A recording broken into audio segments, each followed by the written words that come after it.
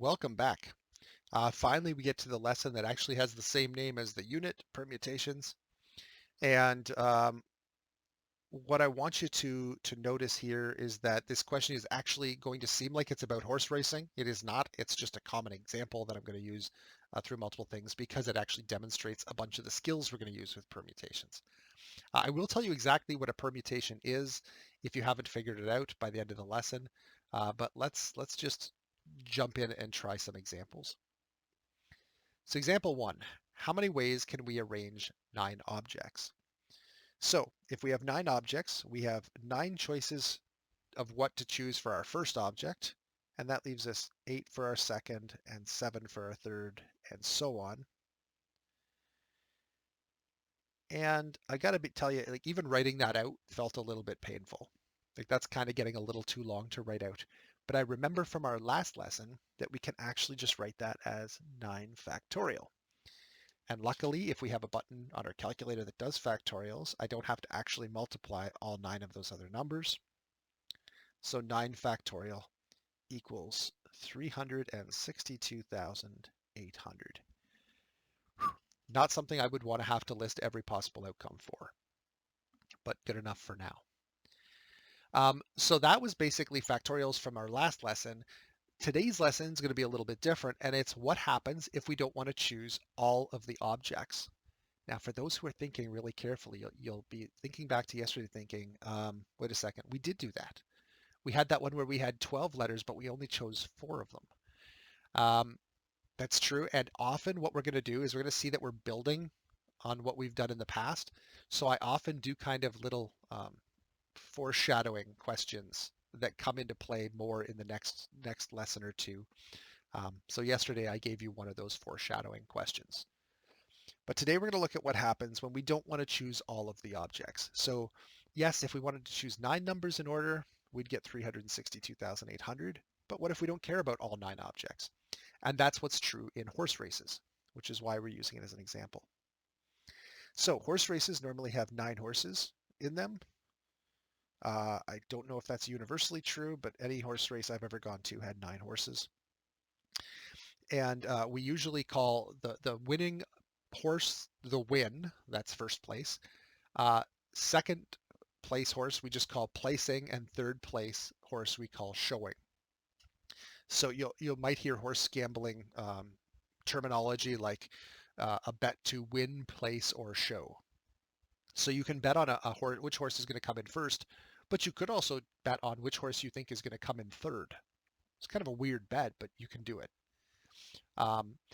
So there's a whole bunch of other special bets. We're going to talk about a couple of them here. And by the way, you don't need to know any of this terminology. It's not important. I'm just using the terminology to describe what's happening. But yeah, we'll see. So how many ways are there that we could make each of the following bets? So an exactor in horse racing is where we correctly predict the first and the second place horses in order. So I think the red horse is going, I should point out the red horse is actually red banner on the horse. There are no red horses, at least none that I'm aware of. So I think the red horse is going to come in first and the blue horse is going to come in second. That would be my exactor. By the way, they also actually have numbers, but they have colors and numbers, so it's easier to think about the colors. Okay, so I think red's going to come in first, blue's going to come in second, but when it comes right down to it, I do have 9 choices for which horse is going to come in first, and I have 8 choices of which horse is going to come in second. Obviously, I don't have 9 choices anymore because the horse that came in first can't possibly be the second place horse.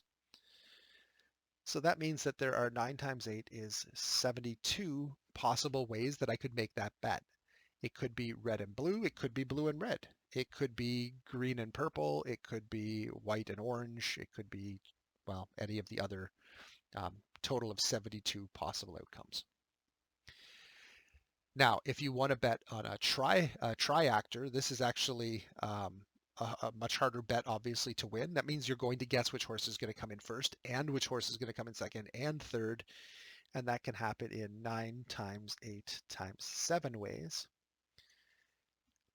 Now that's just our previous answer times 7, so that would be 490, 504, I believe. I certainly hope anyway. And then the superfecta, which is very hard to win, but usually pays very well, is if you predict which horse will come in first, which one will come in second, which one will come in third, and which one will come in fourth. And that's just going to be 9 times 8 times 7 times 6.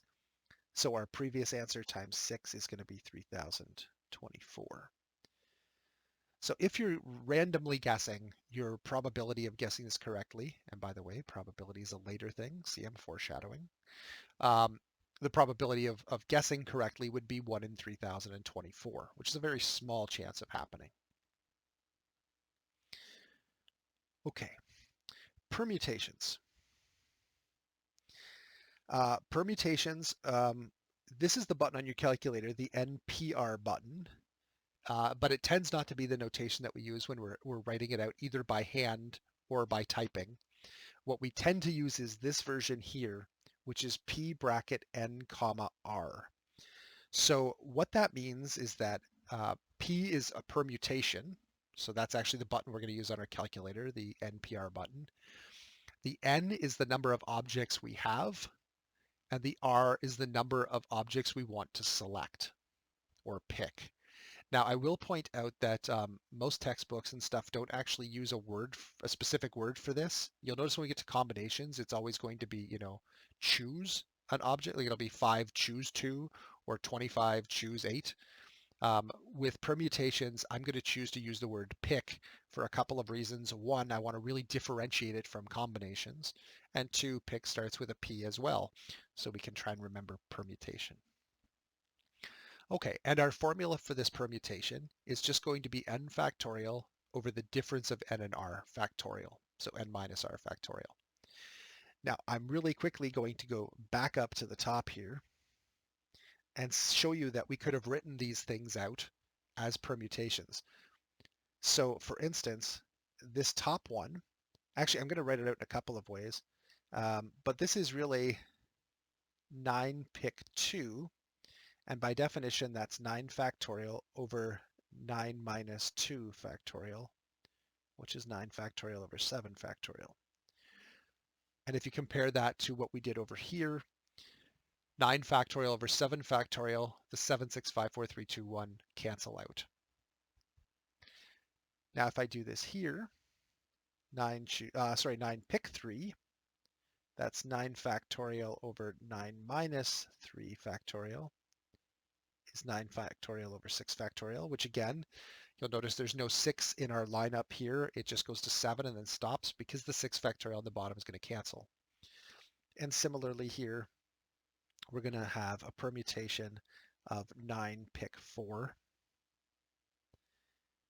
And that's 9 factorial over 9 minus 4 factorial, or 9 factorial over 5 factorial. And just to verify that we understand how to use our calculator, I want you to find your permutation button, which again is probably an NPR. And I want you to type in on every calculator I'm aware of, I believe you type in the 9 and then hit the NPR button and then 4 and then hit equals. And you should get out the 3024. So again, you should hit 9 NPR 4 equals. And the answer should be 3024. If you're having trouble with that, play with it a little bit. If you are still not getting it, contact me and we'll play with it. We'll try and figure out what to do. But for now, that should be enough to get you going. If you still can't find your NPR button, Google your calculator model along with NPR, and hopefully you'll find it. And if not, the advice I gave in the last lesson still holds. You may have to find another calculator. Okay. Now, this is a big thing, and this is, some people will argue this. I'm going to stick with it for now, and you'll see why some people argue with it later. But with permutation, order matters. So I can't say, for instance, I'm going to bet on a exactor, and I think red's going to come in first and blue's going to come in second. Okay, so red first, blue second. And then blue comes in first and red comes in second. I can't run up and say, hey, I won. I won. They just came in a different order. No, that's a completely different bet. So with permutations, order does matter. The reason that some people argue order doesn't is, for instance, I could have said I want blue second and red first instead of red second and sorry, let me make sure I say this absolutely correctly. I said red will come in first, blue will come in second. Someone else may say, wait, order doesn't matter because I could bet for blue to come in second and red to come in first. Well, that's the same bet. It's just literally saying it in a different order. It still has to be red and then blue. Just because I said blue second, red first in that order doesn't change the order of the horses. It just changes the order I'm making my statement. So order does matter. Um, and there are some situations where order doesn't matter. So for instance, if I made a bet with you and I said, I think red and blue are going to be the first two horses in the race. I didn't say which order. I just said I think red and blue are going to be the first two spots. And when it comes to that, then we're getting into combinations, which is next unit. And we'll see how to deal with that then. Okay. So example 3, repeat example 2 by using permutations, using proper notations. I think we can actually skip over that because I kind of actually already did it beside the answers in the first one. I don't even know why I write this as a separate question because I always go back and actually just write it in the first part. So we have already done that. We've written them as permutations. We have solved them. Okay. The next one. Evaluate without a calculator, then verify the answers with a calculator. So again, this is where I want to make sure that your calculator is doing what you think it's going to do. Um, and I often have students on this test that will come to me in the middle of the test and say, how do I punch this into my calculator? And the answer is the same way you've done it all the way through. And if you haven't done it yet, that's kind of on you. So make sure you know how your calculator works before you get to any of the evaluations that matter. Okay, so the first one says evaluate without a calculator. So I could write this out as a factorial. I could write that as 6 factorial over 2 factorial, which is the 6 minus 4 on the bottom, by the way. But usually what I do with these is I just jump to the next step right off the bat and say, wait, 6 pick 4 really says start at 6 and pick 4 numbers. So 6, 5, 4, 3. Which you'll notice is actually equal to the factorial above it because the 2 and 1 cancel out. But I often just start off with the 6 and then take 4 numbers. And when we do that, again, if we play smart with our order of multiplication, 5 times 4 is 20, 20 times 6 is 120, 120 times 3 is 360. And then we pick up our calculator, and I'm doing it myself too, just in case I messed up somewhere. And I type in 6 NPR 4 equals, and my calculator says 360. Okay, so we did that one right. Second one, I'm going to jump the factorial step and jump straight to what this actually means. It says start at 7, pick 3, so I'm just going to do 7 times 6 times 5. And again, 6 times 5 is 30, 30 times 7 is 210. And the last one, some of these, again, I think these are actually easier to do manually than pulling out the calculator. So this is just 11 times 10. I started at 11 and I picked 2 numbers. And that's just 110. All right, before I do question 5 for you, what I would like you to do is pause the video, think about it, and try it. This one, I'm serious. Don't come back and watch this until you have actually attempted the question, because there's a point I'm trying to make here. Okay. Knowing that some of you probably didn't hit pause, I'm going to continue on anyway, but I really wish you would have. An all-star baseball team has 7 pitchers and 3 catchers. How many different ways would the coach pick a pitcher and a catcher to start the game? Now, I want to know how many people, when they're attempting this, wrote down this. 7.3. And you know what? I'm going to skip a little bit because literally that's the answer we just did up here and got 210 ways. If you did that, you're what I consider a normal student. And a normal student is someone who is trying to digest information by mimicking what they have just seen. So a whole bunch of people are going to say, well, we're doing permutations. He gave us the numbers 7 and 3. Must be 7, pick 3. However, that is not the correct answer. If I have to choose a pitcher and a catcher, I have 7 choices and 3 choices, which gives me 21 possible choices of pitcher and catcher for the game. This is just a straight up counting problem. And the reason that I'm presenting this now is to show you that you can't always just jump to the thing we just learned as the only way of solving something and try and just jam the numbers into what happens. I just marked a test from my functions course, and we did a or carbon dating question. And the equation for carbon dating has a T in it, which represents the age of the sample. And I said in the question, the bone is from the year 866, and over half the class put down that T was 866. Well, T is the age of the bone, not the year it's from. The year it's from is 866. The age of the bone is the current year minus 866. But a whole bunch of people just want to jump to, well, there's a number in the question, there's a variable in the equation, boom, done. And this course is going to be a lot of this problem solving where you're not just going to be able to say, well, what's the formula and I'll plug numbers into it. It's going to be thinking about how to perform it. And this one happened to be just a straight up counting problem. Okay, question 6. I'm going to get you to try this one as well. Your band is performing 8 songs at the next concert. How many different orders could there be? Pause the video, think about it. If you have questions, write them down or at least kind of make a little note of what they are. And then when we come back, we'll talk about them. Okay, assuming that you've done that, you may have some valid questions in this. And I purposely leave a couple of these questions vague so that you have to think about them and you have to question what the intention is. So your band is performing 8 songs at their next concert. How many different orders could it be? Well, here's a question. Do they only have 8 songs to choose from? Or has the band written like 40 songs and they're only performing 8 of them? Do they have to perform 8 different songs? Because it doesn't say that. I could perform my hit song 3 times at the beginning, the middle, and the end. Like I could do whatever. I've never heard of a band doing that, but could happen.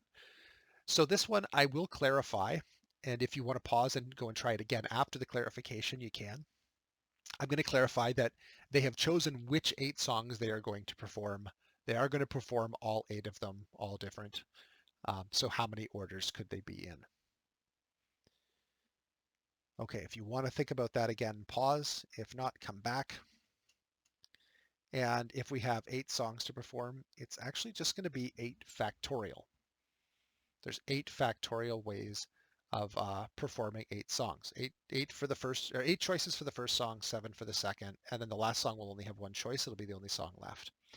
And 8 factorial equals, it's going to be a fairly big, not huge, but 40,320. Now, some of you may have actually come up with a slightly different solution to this, or at least it shouldn't be a different answer, but it might be a different way of getting that answer. Some of you may have said, well, this is a permutation question. It's a permutation question where I have 8 songs and I'm picking all 8 of them, which is true. I mean, that's exactly what's happening here. And if I use my calculator and I plug in 8 NPR 8, I get out the same number, 40,320. Okay, so those are equivalent solutions. That's cool. And that's actually going to be true for a lot of stuff in this course where we have different ways of thinking about or approaching a question that will give the correct answers. Now, there's going to be a lot of ways that you're going to think about a problem that you may be approaching it slightly incorrectly, and that'll give you a different answer. and we're going to keep struggling to get rid of that flawed logic in our steps. But for now, those two give us equal answers. Now, I do want to point out here that if we take P88, by definition, that's 8 factorial over 8 minus 8 factorial, which is 8 factorial over 0 factorial.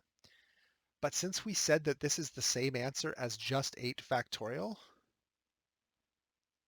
this means that 0 factorial must equal 1. If 8 factorial equals 8 factorial over 0 factorial, that's only true if 0 factorial equals 1. So in the last lesson, we said that that was true just as a statement. We didn't explain why it's true. Now I'm explaining why it's true. It has to be true in order to make the math consistent and work. Okay, question 7. How many three-letter words, again, words in quotation marks because not all of these will be actually English words, can be made from the word quest? Quest has 5 different letters. That's convenient. And we just want 3 of them to make a word. So if we go back to our original counting principles, we could approach this one as, well, we have 5 choices and 4 choices and 3 choices, which is correct. Or we can think of that as a permutation where I have 5 letters and I want to pick 3 in order. And then I can just punch it into my calculator. 5 pick 3 is 60. And sure enough, that is 5 times 4 times 3. So whether you did this on a test as a permutation or from first principles, just counting principles, that's fine too. There's many ways that you can usually get to an answer. And as long as the answer is correct and your logic is good, I don't care how you got it. I do care that you show how you got it. I don't care which actual path you took to get there though. Okay, part B. How many ways can a 3-letter word be chosen if it must start with a T? Okay, I'm going to introduce a slightly modified version of the solution method that we were doing before, and I'm going to think of this as three choices: first letter and second letter and third letter. But I'm going to do it by actually writing out 3 little lines. Each of these lines represents one of my choices. And by the way, for the first example, I could have done this. 5 times 4 times 3 is 60. And the only difference that would be from what we were doing earlier is I literally drew a line under each of those, which seems like kind of a waste of time because it doesn't do anything. Here, what I'm going to do, though, is kind of make a note of any restrictions I have. And there's no specific format for it. It's just kind of a way of visualizing it. It's the algebraic equivalent of a diagram. So one restriction I do have is it must start with the letter T. So I'm just, as a reminder, going to write T underneath the first choice. Well, if I do that, and if I picture myself actually doing this experiment, I'm holding 5 letters in my hands on cards, and I'm going to make a 3-letter word out of them starting with T. My first one, I only have one choice. I have to put the T there. It's not really an option. I now am holding 4 of the remaining letters, so I have 4 choices for my second one, and then I have 3 choices for my third one. And since these are ands, I'm going to multiply those together. And I will say that using this method, often we don't bother writing out the multiplication signs. It's just kind of obvious that it's there. And that means that we have 1 times 4 times 3 is 12 choices. How many ways can the 3 letters for the word be chosen if it must start with a vowel? Okay, so same logic, 3 letters or 3 different choices. My first one must be a vowel. So vowels, for those of you who don't know, first of all, I'm not sure how you got through grade 9 English, but vowels are A, E, I, O, and U. And in this course, those will be the only 5 vowels. Now in English, Y is sometimes a vowel. And for those who don't know, it's a vowel when it's the only vowel sound in its syllable. If there's a different vowel sound in the syllable, then it's not part of it, or it's not considered a vowel. But because it's this weird English thing that it sometimes is and sometimes isn't, for our examples where we're not actually looking at the individual words, so we couldn't determine it. We're just looking at the number of words. We're only going to consider A, E, I, O, and U to be vowels. Okay, so now under the first spot, I could write down the word vowel, which is perfectly valid. However, I'm going to look up at my word quest and say that the vowels in it are U or E. So that's going to be the requirement for my choices. So that means that my first letter, I have two choices, U or E. And then my second choice, just like last time, there were 4 letters left that I could choose from, including whatever other vowel was left over. So if I used a U, I still have the E left as a possible example. And then I have 3 choices for my last one.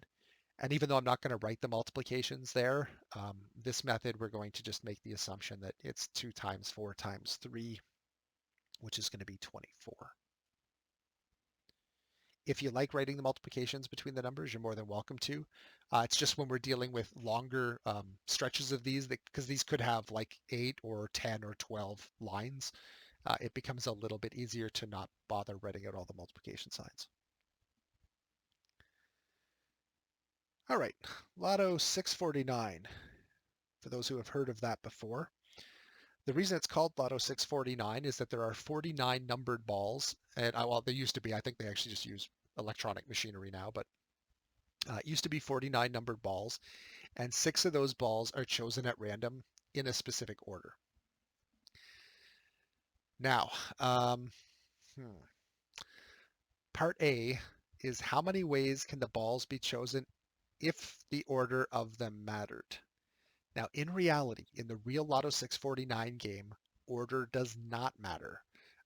Usually what they do is they draw the 6 balls and then they put them out from smallest to largest, meaning that if the winning numbers were 1, 2, 3, 4, 5, and 6, and you on your ticket had 6, 5, 4, 3, 2, 1, you would still win. Order does not matter.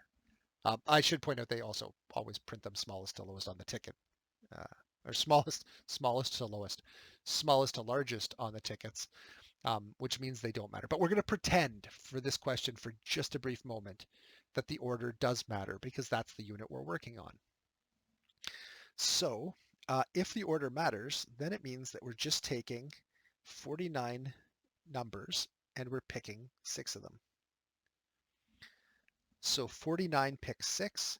You could do this manually, 49 times 48 times 47 times 46 times 45 times 44. However, I think for our purposes, we'll use 49 NPR 6. And this number here, I'm going to write it out using scientific notation because it's, well, a big number. And there's no real right number of decimal places to keep here, but I'm just going to keep a few. So it's going to be that times 10 to the 10. And if you're not sure what the notation on your calculator, what it means, because it usually doesn't show the times 10 to the exponent part, it's usually just a number and then a little 10 up in the corner. This is what it means. So 10 to the exponent 10 is 10 billion, 1,000, million, billion, that's 9, so 10 billion. So this is really saying there's a little over 10 billion possible outcomes. That seems like a lot. It is actually a lot. That's more than the number of people on Earth, but people do win the lottery and not everyone buys a ticket. So that's where parts B and C come in. For part B, order really doesn't matter for the 649. As long as you get the 6 numbers correct, it doesn't matter what order they're in. So here's the way I want you to think about it. If you've got the winning numbers, again, let's just say 1, 2, 3, 4, 5, and 6, and the order doesn't matter, really, how many ways could you get those 6 numbers that are all equivalent? So how many ways can you order 6 things? And the answer for that is just going to be 6 factorial. And 6 factorial is 720. All right, now this last part is a little bit confusing, but how many ways can you really win the Lotto 649? Well, it should be the number of ways that you pick the numbers where order does matter, which is our answer to part A.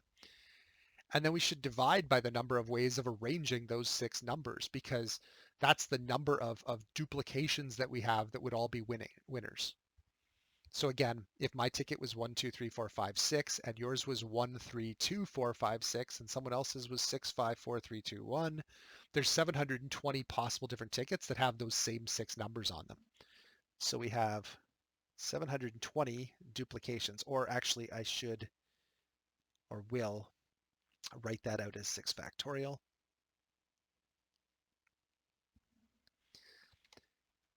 And despite the fact that I could punch that into my calculator right now and actually will to get the answer, I'm going to point out that that's the exact same thing as saying 49 factorial over 49 minus 6 factorial, all divided by 6 factorial, which is 49 factorial. 49 minus 6 is 43 factorial, and 6 factorial, those both go to the bottom. That's just a little bit of fraction playing with rules. And because that's, I could punch that into my calculator that way, but I'm actually just going to punch in 49 pick 6 divided by 6 factorial equals, and I'm getting 13,983,816. And that's my answer. Now again, to foreshadow a little bit into the future, our next unit is going to be on combinations. And when we get to combinations, you're going to see that this really is a combination problem where we're choosing 6 of 49 numbers and order doesn't matter. And as it turns out, if I punch that into my calculator, 49 choose 6, same way that you punched in the permutation, just use the NCR button, you get out 13,983,816, which is the same answer.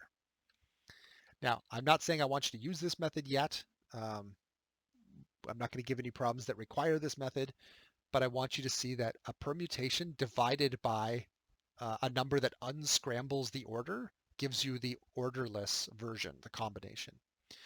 Now, the definition of a combination, I will point out, is that CNR is actually equal to n factorial over n minus r factorial, which is the exact same thing as saying PNR over r factorial, which is why this method over here worked. We were doing a combination, we were just doing it manually using our understanding of counting principles and permutations.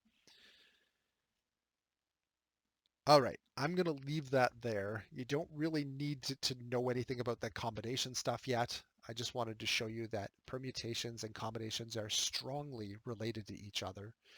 The difference being permutation questions tend to be things where order matters or which particular assignments matter, and combinations tend to be you just care about what clump you get. You don't care what order they were chosen or whatever, just what you have in the end. Okay, so we'll stop there, try some questions. Once you've tried questions, I'm sure you'll have more questions. But again, this is a topic. The rest of the course is a topic. You do not learn by watching, you learn by trying. And I wish you all the best. Let me know if I can help.